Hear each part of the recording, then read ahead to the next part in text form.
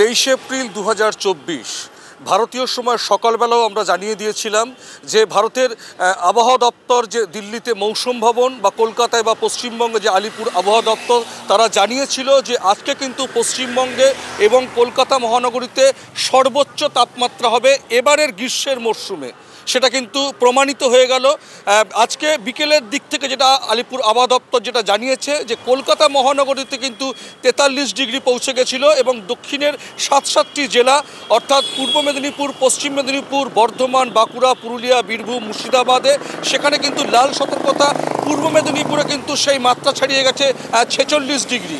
আবহাওয়া দপ্তর থেকে জানানো হয়েছে গত 44 বছরের পরে এই প্রথম এই পরিমাণ কিন্তু গরম পড়েছে গোটা বঙ্গে এবং বলা হচ্ছে যে এই মুহূর্তে আগামী 5ই মের আগে কিন্তু কোনো রকম বৃষ্টির সম্ভাবনা নেই।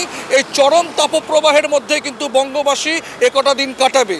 বৃষ্টির পূর্বাভাস বলতে বলা হচ্ছে আগামী 5ই মের পর শুধুমাত্র পশ্চিমবঙ্গের উত্তরবঙ্গের তিনটি জেলা আলিপুরদুয়ার, জলপাইগুড়ি এবং কালিম্পং এই 3টে জেলায় কিন্তু একটু আবহাওয়ার পরিবর্তন আছে। সেখানে একটু শীতল হাওয়া আছে, সামান্য বৃষ্টি হয়েছে, ঝোড়ো হাওয়া বইছে।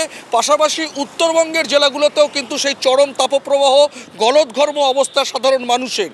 কলকাতা এবং কলকাতার পার্শ্ববর্তী জেলা পশ্চিমের যে জেলাগুলো সেখানে কিন্তু কমলা সতর্কতা জারি করা হয়েছে এবং গোটা দেশের ক্ষেত্রে দিল্লি, রাজস্থান, মহারাষ্ট্র, কেরল, কর্ণাটক, তামিলনাড়ু, চেন্নাই সব জায়গায় কিন্তু একই পরিস্থিতি। সেই পরিস্থিতির মধ্য দিয়ে কিন্তু কলকাতার তাপমাত্রা কিন্তু রাজস্থানকেও ছাড়িয়ে গেছে, যা 44 বছরে কিন্তু এই প্রথম।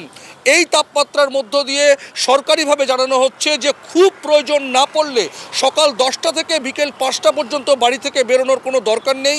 কোনোভাবেই যেন সাধারণ মানুষ এই তাপপ্রবাহের মধ্যে রোদের মধ্যে 30 মিনিট দাঁড়িয়ে না থাকে। বেরোলে চোখে কালো চশমা, মাথায় ছাতা বা টুপি, হালকা পোশাক, হালকা খাবার খেতে বলা হচ্ছে, ঠান্ডা পানীয় খেতে বারবার বলা হচ্ছে।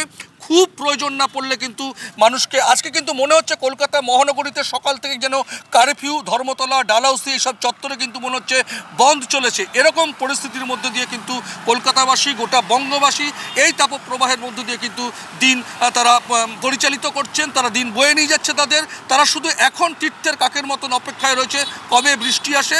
আবহাওয়া দপ্তর যেটা জানিয়েছে আগামী রবিবারের পর সামান্য হয়তো আবহাওয়ার পরিবর্তন হতে পারে, বৃষ্টির সম্ভাবনা হতে পারে, এমনটাই খবর।